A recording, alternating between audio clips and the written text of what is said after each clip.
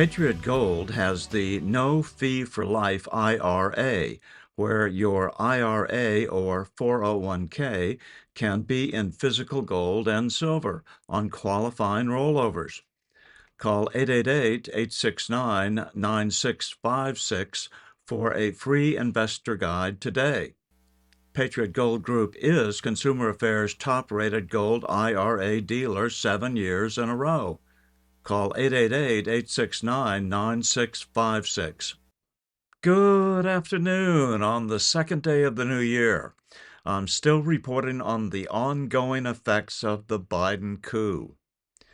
Joe Biden, who President Trump today called the worst president in the history of the United States, announced he was awarding this nation's second highest civilian award, the Presidential Citizens Medal, to J6 Committee conspirators Liz Cheney and Bernie Thompson for their work on the J6 Committee, one of Washington's most shameful political shams.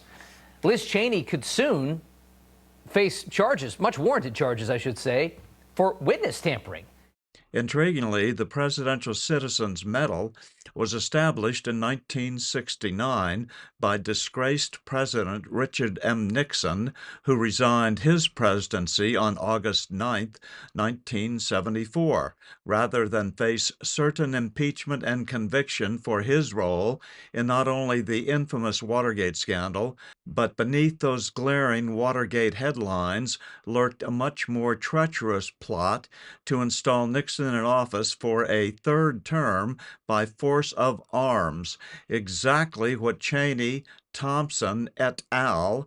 Tried to claim President Trump was attempting to do following Biden's dubious win in the provably rigged 2020 presidential election. The 1974 Nixon coup attempt was little known outside of Washington, D.C., until award-winning journalist Seymour Hersh published the eye-popping results of his years-long investigation in the August 1983 edition of the Atlantic Monthly. Therein, Hersh revealed that Nixon's rise to the presidency had been fueled not by conservatives, but by Rockefeller money, leftist money.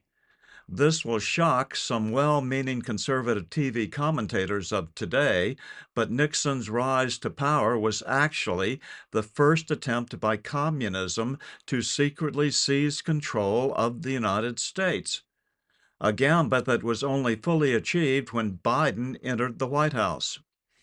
According to researcher Gary Allen, Nixon's 1968 presidential campaign painted him as the arch-enemy of communism, a notion which still lingers in the minds of some conservatives today.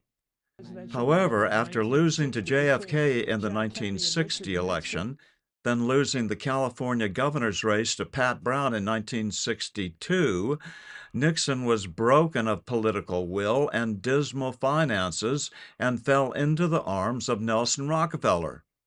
From 1962 to 1968, the Nixons lived in a posh $100,000 per year Manhattan apartment owned by Rockefeller, under whose tutelage Nixon practiced law at a salary of $200,000 per annum. To earn that money, according to Allen, Nixon spent most of his time touring the country and the world, first rebuilding his political reputation, then campaigning to get the 1968 Republican nomination. The United States may see a similar tutelage happen to support Kamala Harris during the next 4 years to support her comeback once Trump has finally retired.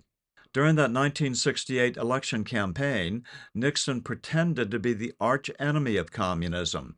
Yet after the elections, his actions quickly boggled the minds of most conservatives. As Gary Allen wrote in 1971, the Nixon game plan is infinitely more clever and dangerous than those of his predecessors, because it masquerades as being the opposite of what it is. Nixon began using the term New Internationalism, which turned out to be a euphemism for the disastrous trade policy with the Soviet Union, also known as détente. This was the policy that began the Soviets' post-World War II rebuilding of their war machine into the dominant force that it is today.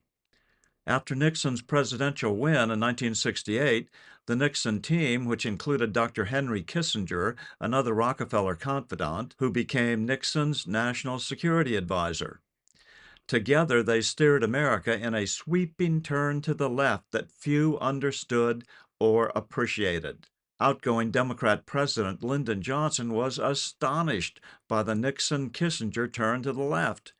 He wrote in the old Washington Star newspaper, "Can't you see the uproar if I had been responsible for Taiwan getting kicked out of the United Nations, or if I had imposed sweeping national controls on prices and wages? Nixon has gotten by with it." Columnist Stuart Alsop agreed. There is a sort of unconscious conspiracy between the president and his natural enemies, the liberal Democrats, to conceal the extent to which his basic program is really the liberal Democrat program. Syndicated columnist James Reston, writing on February 3, 1971, was also surprised at Nixon's leftist economic shift. The Nixon budget is so complex, so unlike the Nixon of the past, so unrepublican, that it defies rational analysis. The Nixon budget is more planned, has more welfare in it, and has a bigger predicted deficit than any other budget of this century. But Nixon and Kissinger were also working to stir up the far left to become the controlled opposition in order to hide the extent of their new socialist tilt.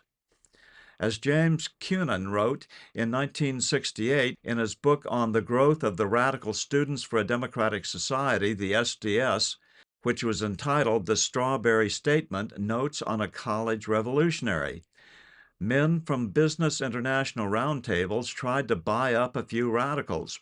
These men are the world's leading industrialists. They convene to decide how our lives are going to go. They are the left wing of the ruling class. They offered to finance our demonstrations in Chicago. We were also offered ESSO Rockefeller money. They want us to make a lot of radical commotion so they can look more in the center as they move to the left.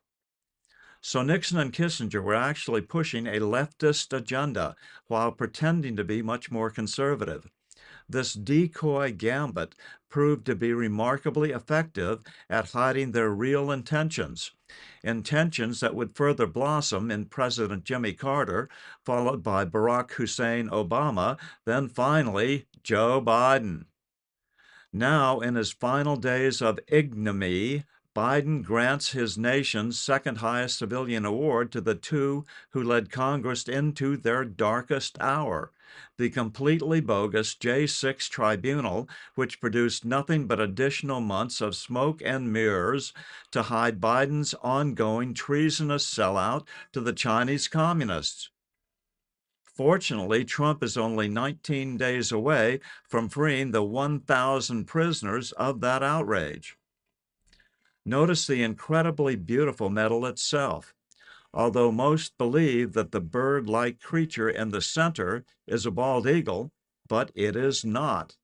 Those familiar with the symbolism of revolutionary America recognize the long neck as indicative of not a bald eagle, but the legendary phoenix bird, the bird which symbolizes the rise of a one-world governance which our children are not going to like, but they will have to learn to deal with in the post-Trump United States. I'm still reporting from just outside the citadel of world freedom. Good day.